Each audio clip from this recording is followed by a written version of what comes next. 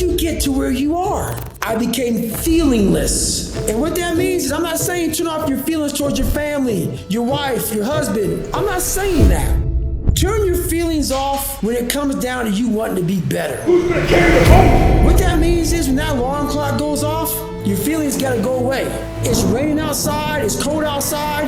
When you don't want to put those long hours in at work, that's what I'm talking about. Your feelings must go away. When you know everybody's gone home to their families, but you want to be the top salesperson in the world, or you want to be the best lawyer in the world, whatever the it is, when everybody leaves to go home and there's only one light on in a building, a 15-story building, and only one office. Every office is dark. There's one office with one light on, and as those motherfuckers go from the club, they look up every day, 2 o'clock in the morning, they see that light's always on. That's the motherfucker right there you gotta be. You can't have feelings about when everybody leaves. Oh man, I wish I was going home to my beautiful family. That is true, but you gotta learn to shut your feelings off if you want to achieve greatness. Hope ain't gonna get you shit because it's not in your hands. Hope is not in your hands. You can't control hope, man. You can't. It's just hopefully this thing happens. But when you get belief, when you start to create belief, and belief isn't like an after school special.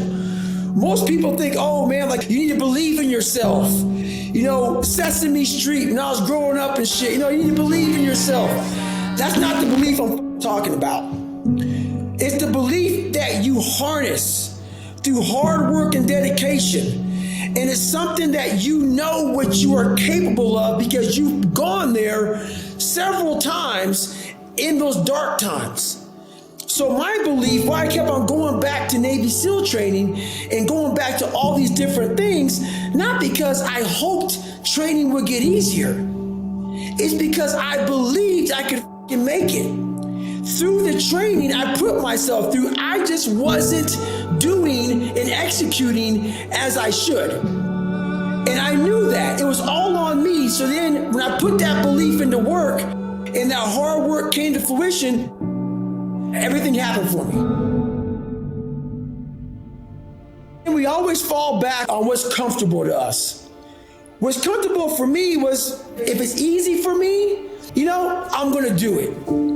And so when I was going through pararescue training, I ran up against an obstacle that I didn't think I was gonna run up, and it was the water.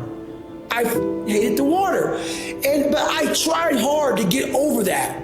And I would go to the pool and I would try, but my mind wasn't strong enough. David Goggins, even with all the discipline, I didn't have that next level. When you're truly committed to something, not like where you I want to be a doctor, but when I run into this roadblock, I don't want to be a doctor. No, I'm going to be a doctor come hell and high water. I needed that kind of commitment. And David Goggins didn't know about that commitment. I knew how to wash a car. I knew how to clean a house. I knew how to, do all these manual labor jobs. But when it came down to true suffering, to the highest of suffering, I didn't have that next level of, all right, motherfucker, we have this next level. David Goggins wasn't enough. So I went into my mental lab and realized, but I want to be great, but I don't have greatness in me. So I had to create a motherfucker that was great. And in my mind, I'm really big on visualization. And people might think it's all kind of bullshit. Believe what the fuck you want. I don't give a shit. This is the true shit right here, man. I went in my mind, I said, okay, I want to look like this. I want to feel like this. And I want to have a mind that is fucking cast iron steel. That is never dull. That is always sharp. That was the biggest thing I wanted. I wanted to hit obstacles that most people love, including myself, but I didn't waver. I didn't fear. I didn't run away. I just stayed and marinated in the fear, in the suffering. And through that, building Goggins, I will become Goggins when necessary. And I started to do these things on my own. I had my own training ground. I built a training ground. I wasn't Navy SEALs. If you go to Navy SEAL training not prepared, you're going to quit. So I built this training ground on my own. And I started doing these horrific things that David Goggins couldn't handle.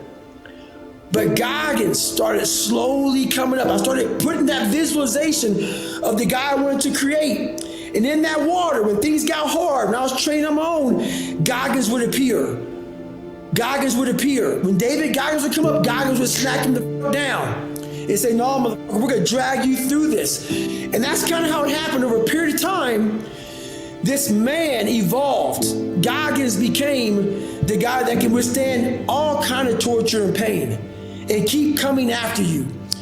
And that's where that next step with evolution became. Well, I put it this way, man. A lot of people say, don't be like him, like me. And I get it. And you say, was it worth it? It was worth it. I'm going to challenge these people who say, man, that's a little too much. It is. Which is why most of my message is for everybody.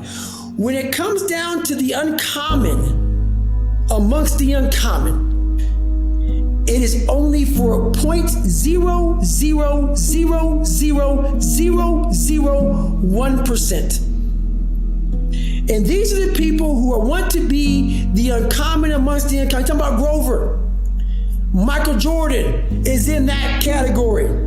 It's those people who realize what they want, and beyond all things, I'm going to achieve it. So if you don't want to be like me, I get it.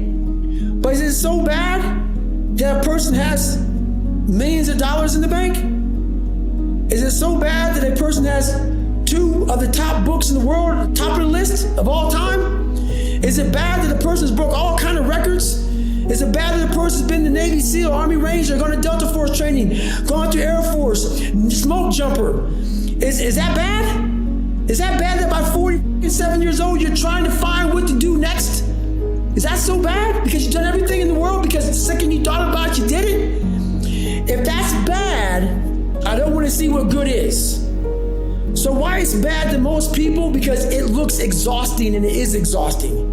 And that's why it's bad to most people. Most things that are bad to people is because they can project what the fuck it takes to get there. And as they're projecting that shit, they're like, oh man, dude, you're destroying your life, your health. You have no family, you're unbalanced. I can make up a million things. But what the real thing is, you projected what that shit looks like, and it looks like hell. It looks like hard work. It looks like suffering. It looks like a dedication that people don't understand. And it is that. But that at the end of all that shit, my friend, I front-loaded my life. Front-loaded. Everything I wanted to do, I did the second I thought about it. Now at 47, I am 100% retired. And I still live like I'm not, by choice. When you're getting ready in the morning, when you're working, or when you're simply looking to open your mind, download Mindset and listen to your favorite inspirational speeches of all time. Your brain is the most powerful weapon in the world.